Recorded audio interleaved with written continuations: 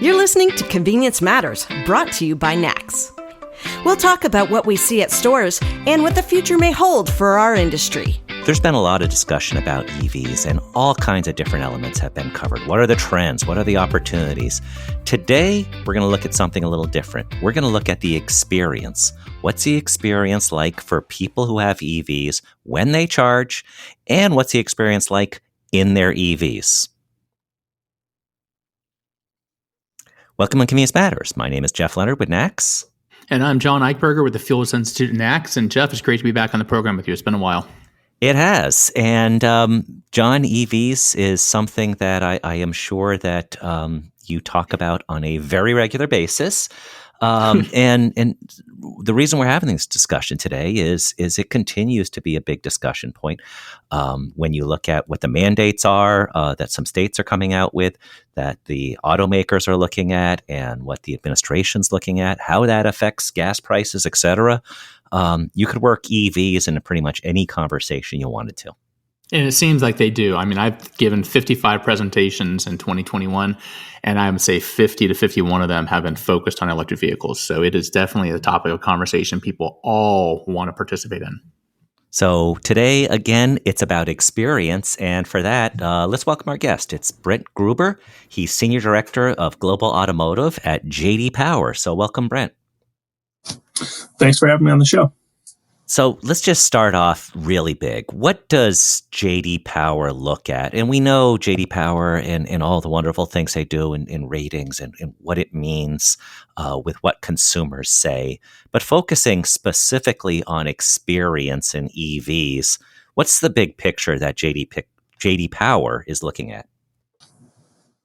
Yeah, well, at the crux of what J.D. Power does is representing the voice of the customer. And when it comes to EV specifically, capturing that voice of the EV customer, looking at all those different experiences and interactions that they have with the vehicle. We're talking about really from the very beginning, from consideration, what gets people to consider and ultimately purchase electric vehicles. And then once they do own electric vehicles, that ownership experience. So obviously that involves charging both at home and in the public domain, as well as, the experience with the product and some of the problems that they may have had, or, just the daily interaction, the real world living with EVs, if you will. So Brent, in general, in the research you guys have done, what is the kind of average experience? Is it positive? Is it very positive? Is it kind of middle of the road? Is it negative? I go around the country, I talk to a lot of people, and so many point out to this study that came out in California about 6 months ago, I guess, where they said, 20% of EV owners rejected their EV and bought an internal combustion engine as their next vehicle. And I know there's a lot of holes in that study, but I've talked to IHS Markit, and they've said, their data kind of mirrors that same thing. What's going on? How are people feeling about their EVs once they get them? Yeah, I think one thing that's really clear, though, with the EV space is it's rapidly changing. So, you can take a pulse today, and it will certainly be different when you take that same pulse maybe a month from now. But overall, the experience has been relatively positive towards the idea of having an EV, not necessarily a positive experience with the product that they own. So the particular model that an owner may have, they may not be completely thrilled with that experience, but they do like the idea of owning an electric vehicle. One thing that we saw with our EVX ownership study was this high level of commitment to EV. So despite the experience that they have and how dissatisfying that may have been, it does not necessarily dissuade people from purchasing an EV again in the future. So I think that's really a key takeaway, that people seem to be pretty sold on EVs. One question I have in looking at EVs and how they're purchased. I remember hearing John talk at one of his presentations a couple of years ago, and he was talking about a study where these various groups that look at car buying habits, and you log in, you look at what's available and what you want to do, and how so many people would look at all these awesome muscle cars and these amazing cars, and they'd follow them through the end of the journey, and they'd buy a Honda Civic. And it was like, why did that happen? And the reason is because the person that is making the decision on what to buy finally entered the room. Is there something similar, and that would be, the other part of the family. Now, would there be something similar with EVs, but almost the opposite, where somebody that maybe not the primary driver is really driving the EV purchase decision? It might be younger kids. It might be somebody that says, we need to do this because EVs are fill in the blank. And then there may be somewhat of a disconnect if the primary driver has to figure out how to continually charge. Is that something that you've studied or run into? Well, I think one thing that is pretty clear is, this idea that there's a preconceived notion of what an EV is or what an EV does and what living with that product may be like. And so I think people have a certain expectation going into the purchase process, whether it's the primary purchaser or other members of the family who are driving some of the direction for the purchase. I think that what's happening is a lot of times people are going to the dealers or they're having conversations with friends, family members, and having the discussion around what value proposition EVs provide.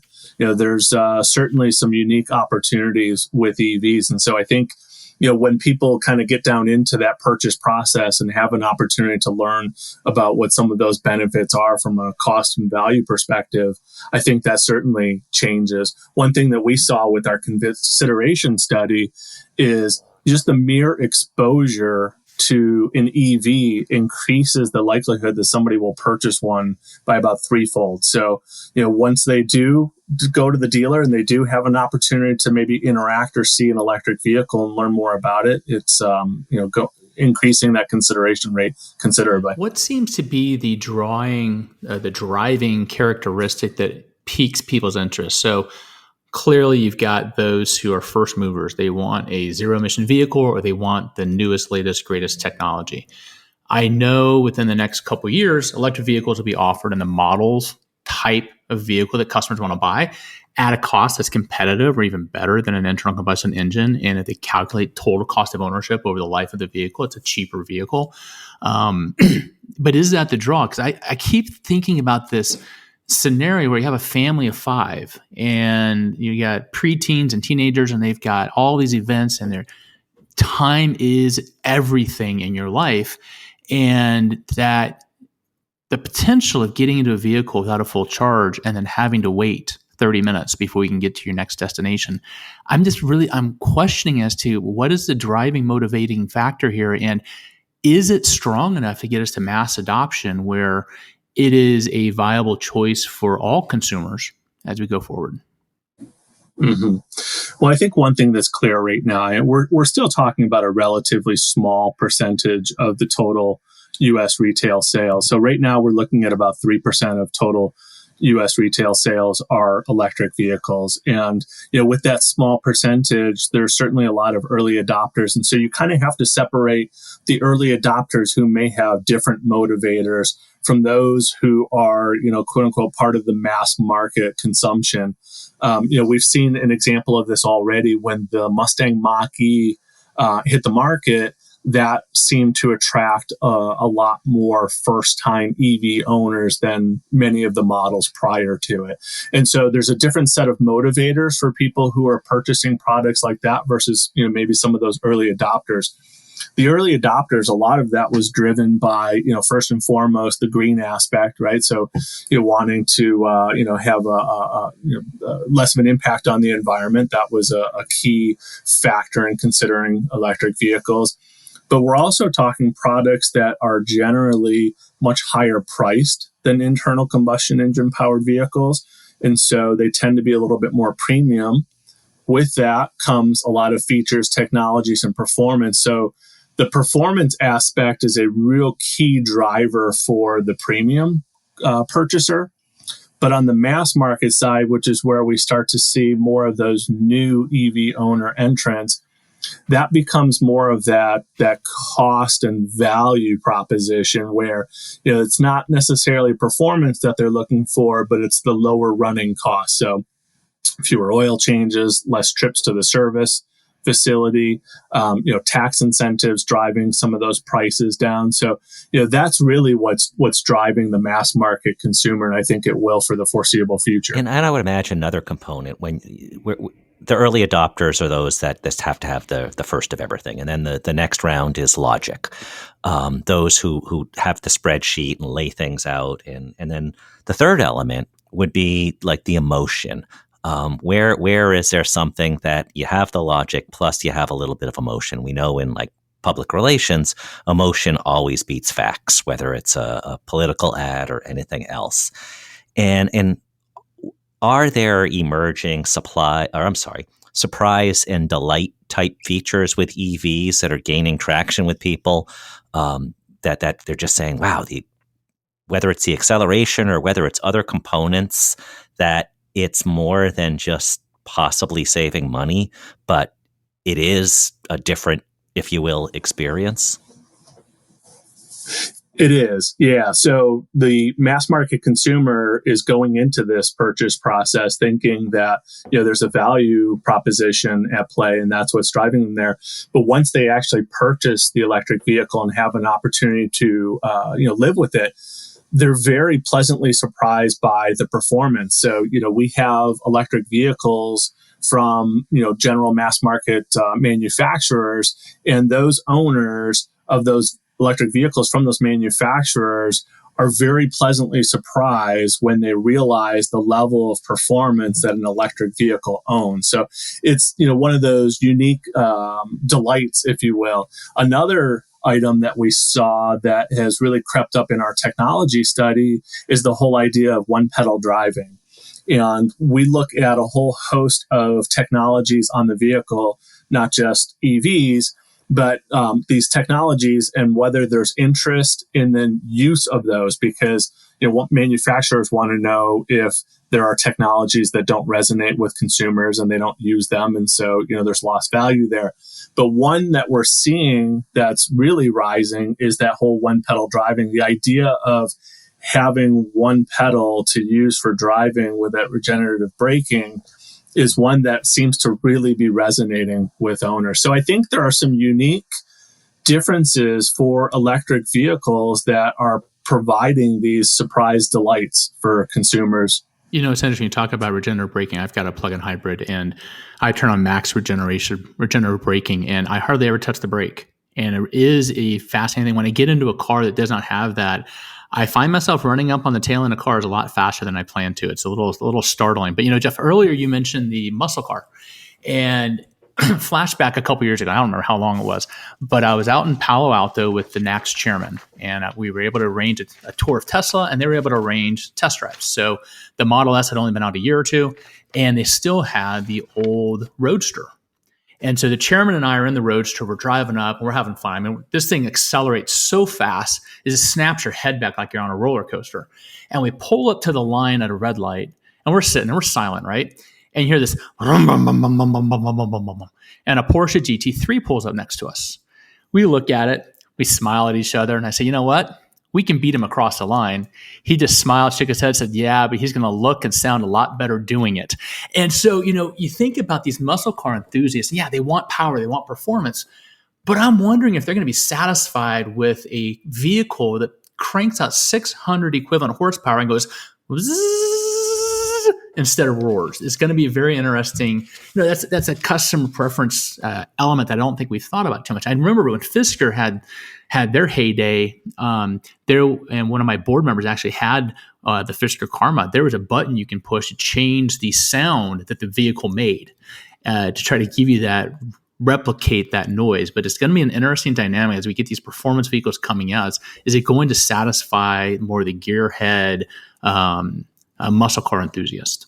Yeah, and I agree with that. I remember Miata, 20, 30 years ago, they spent a lot of time figuring out what the horn should sound like, what everything else should sound like. I'm far from a car enthusiast. I'm more of somebody that just likes to annoy people. And I have a hybrid. You're so good at that too, yes. Jeff. And a couple months ago, kids out front, and I figured, okay, I'm going to come up and I'm going to scare the bejesus out of her. So I came up, I put it in neutral, and I gunned it, my hybrid, And then I just kept on like rolling. And, she's like, is your car broke? And it's like, no, it's just kind of, that was the end of the conversation. There was no roar, was there? No, there was no roar. It was silent. So yes, not just for the car enthusiasts, but just for people who are unpleasant people. We need that sound. So also one other thing, like I love the idea of the 1 foot braking or the 1 foot, using the 1 foot. So the tagline could be, put your other foot on the dash, relax. Okay, that's Brent, so we've talked a lot about why people would buy an EV. I mean, you guys have also studied their satisfaction in terms of their recharging structure. So one of the things Max is working hard on is how do we get DC fast chargers deployed at convenience stores? People know where gas stations are. They know where the convenience stores are. They're going to go to those locations intuitively when they need a quick recharge. And so we're trying to build the infrastructure. I mean, but a lot of people say, yeah, but 80% of charging occurs at home. What have you guys evaluated in terms of charging behavior? We assume it's not going to be similar to recharging, like refueling a gas tank, and I got to go down to empty, then refuel once a week. Have you guys modeled or looked at any of that type of behavior? We have, yeah. And you're right. Our data shows that approximately 85% of all primary charging occurs in the home environment. But one thing that's important to note, even for those people who are charging at home, if the public charging is more readily available, convenient, and cost effective, they would certainly consider charging in public. So, this is not a situation where people only want to charge at home. They need and oftentimes want to charge in public because of the level of convenience that offers as well. And so, that's something that we've looked at very closely. And with that public charging environment, there are people who need to rely on public charging because maybe they live in multi-unit dwellings or don't have access to residential charging.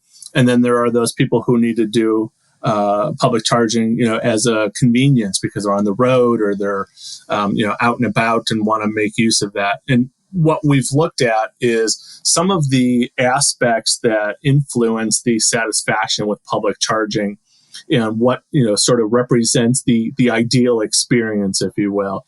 A few things came through when looking at that public charging experience. First and foremost, speed is critical. So speed of charging is certainly very critical. But it's not just a matter of speed. It's also the combination of having things to do while you're charging. Whether it's fast charging or, a slower level 2 charging, there's still a certain amount of wait time. People want to have things to do while they're charging. So whether it's shopping or grabbing a bite to eat, they want to have that access to those amenities nearby. So I think those were the most critical aspects of the public charging. But another element that we saw that factors into this is the cost of charging. Now, if the charging is free or heavily reduced, consumers are very willing to overlook the speed and the convenience factor. They'll accept something that's slower. They'll accept charging that's maybe in a less ideal location if the charging is free or heavily reduced. So there's a lot of things at play within that public charging scenario. And just going back to experience, because I think that's a really understudied part, not necessarily by you, but the two things that we generally look at is what is the cost and what is the speed. But could there be more experience? And thinking about the NAC show, in one of the general sessions, we had Jared Sheeler and Kevin Smart, who are our past two most recent NAC's chairmen. And they talked about EV charging. And one of the things I believe Kevin said it is we really don't treat people who charge at our stores very well. And he didn't mean his company or himself. What he meant was compare how charging is at a retail environment, at a convenience store, to what gasoline or diesel is. For gasoline and diesel, there's a canopy to prevent rain, sun, whatever else from impeding you. It makes it a little bit more comfortable. It's a direct pathway towards inside. It encourages you to go to inside the store. There may be videos, there may be other entertainment, something like that. Then you kind of look at a lot of chargers, and they're just kind of out there, and maybe, you guys good? Just checking in on you, but there's really no elevated experience. And Kevin said, there's so much potential. Imagine something closer like a Sonic experience where you have these big screens, you have, canopies, and it does feel like you're welcome there, not just another part of the operation. That's probably worth looking into a little bit more, I suppose. Yeah, absolutely. That's all part of the, things to do while charging and adding to the sense of convenience. So when we talk about the experience, it has to be convenient. It has to be cost effective. There has to be an availability of chargers there. So when you're building an environment that is conducive to, making all of these things better for consumers, you're creating that ideal experience. You're providing an opportunity for people to have a satisfactory experience while charging their electric vehicles. And those are certainly elements that play into this. Jeff, you raised a great point. I was on conversation with one of the charging companies recently, and we were talking about canopies. And the thing is when we are getting into modeling the economics on an EV charging location, you're trying to optimize the cost of installation. So you're locating them as close to the power source as you can, which is not always in the ideal location for customer-centric behavior. Ultimately, as we build out this infrastructure, we have to stop treating EV drivers as second-class citizens. We have to treat them as valued customers. We have to give them squeegees for the windshields, trash cans, canopies, a clear, safe path to walk from the charger to the store, places to sit inside the store. We need to start accommodating a dwell time of 15 to 20 minutes for a customer that you want to become a repeat customer. And that may require a little higher CapEx investment to locate the chargers in the ideal customer-centric location. But man, I got to tell you, Brent, I think you probably agree. If we don't start creating an environment that supports these customers, they're going to find someplace else to charge. And if you're not going to take care of your customers, they will walk away from you in a heartbeat. The loyalty is not based upon you're just there so you get my business. If you don't treat them right, they're going to leave. No, John, they're not going to walk away. They're going to quietly drive away. With one foot. Sorry, Brent, interrupted you. Yeah, no, I couldn't agree more, John. When you think about the current environment and fueling an ICE vehicle, I have to go to a gas station. That's where I have to fill up my vehicle. But with an electric vehicle, there are alternative options. They can charge at home, like we talked about, which is, certainly convenient, easy, cost effective. They can charge at retail centers. They can charge at restaurants. They can charge at hotels. There are a lot of different options for people when it comes to charging. And as this infrastructure builds out, we have to keep that in mind, that there's a competitive landscape out there for, quote unquote, mind share of the EV owner and where they're going to want to charge their vehicles. You also hit on something, John, about, the site location and the closeness to the power source. And certainly that's a bigger issue with the fast charging than it is with level 2 charging. But I think what's really important here for the EV owner is whether it's fast charging or level 2 charging, there's a very strong need for the location to be more conducive and accepting of electric vehicle owners by providing them with things to do while they're charging. Yeah, and I think that once you get that experience, and we've been talking about experience, whether it's the car itself or whether it's the charging, that's what gets people fired up about being your advocates too. That's what gets people going on social media, whatever it is, where the charging went from a chore to a joy. We already know that there's so many elements of the drive being a joy, whatever the type of car is. But when the charging is a joy, man, you have it figured out as long as you can do it in a cost-effective way. And that's what experience is about. It's about everybody else hearing how much fun you had. Jeff, that's funny you said that, because I remember years ago, a former board member of NACS had a unbelievable car wash operation down in Louisiana. And I went down to visit his store and he said, we used to try to attract customers because we cater to the kids. So we had an oil change location. And when parents would come in, have the kids in the back, we bring them an Etch-a-Sketch and a Slurpee for free. Or in the car wash, we had Disney characters in the car wash. We had different colored foams that the kids could choose what color foam to bring them in. I can envision a scenario where an EV charging station at a convenience store has kid-centric amenities. So that I got a car full of kids and I need to get a 50-mile charge. I got 15 minutes, but my goodness, somebody take this off me, Calgon take me away type situation, right? And start developing like a circus type atmosphere around the charging occasion to give those kids something to do. Yeah, whatever it is, a playground, a dog park, something like that. Maybe don't put the kids at the dog park, but just something like that. Cat park, that'd be interesting. That'd probably be social media worthy. Yeah, I think that you're talking about creating an environment that is absolutely conducive to sitting and creating some dwell time that's enjoyable, and there are things to do. We talk oftentimes about the improving technology with electric vehicles, particularly as it relates to charging with ranges and charge times and things like that. We're still pretty far off from having electric vehicles that can charge in a similar amount of time as it takes to fuel up a vehicle. So there is going to be a certain amount of dwell time for the foreseeable future, and that creates a completely different experience than what most people are used to. And so with change comes opportunity, and there's certainly an opportunity to create a better environment for those people with what we expect someday to be the new normal. Well, we know that JD Power focuses on what the customers are saying now, but there's probably in harvesting this data in these insights a little bit of a look at what the future may hold.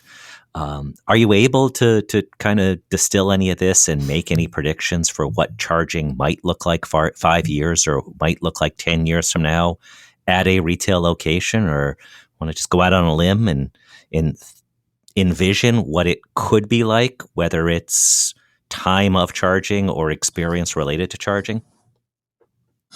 Yeah, I think one thing that's certain to change is the technology, and the technology is really going to dictate how these interactions look years from now. Not too far off, we're going to have batteries that provide much longer ranges than what we're seeing today. We're going to have charging technology that is shortening the time to charge these electric vehicles considerably. And so when you kind of look down the road and expect some of those technology changes, you're going to see something that's probably a little bit different than it is today. And it still comes back to, though, knowing that we're going to have to create a welcoming environment for electric vehicle owners, because whether it's 30 minutes or it's 10 minutes, you're still going to have people coming to your location, sitting for a period of time, and you're going to have to provide some conveniences to them. So I think, what you'll see over time is electric vehicle charging stations that probably morph more into traditional gas stations that we have today, where it's a quick stop environment, but you still have to provide access to amenities and accessories for them. Well, I think that sums things up pretty well for this. You have any final thoughts, John? No, it's funny. You're right. It sums it up. And Brent, thank you so much for sharing the research you guys have done and the insights you guys have. The challenge I run into with this issue is every conversation I have raises more elements that need to be discussed and explored. You talk about technology and how long will today's charger be viable in the market, and when does it have to replace? And that's a whole different conversation, but it is a fascinating time. And while we may differ I may have differences of opinion with a lot of people about the pace and the scale of change, it is changing. And with change, not all change is bad. Not all change needs to be detrimental and scary. If you are planning ahead and learning and taking the time to understand the customers, your customers, Jeff, our members can do something about this. They can enhance their business and their customer experience.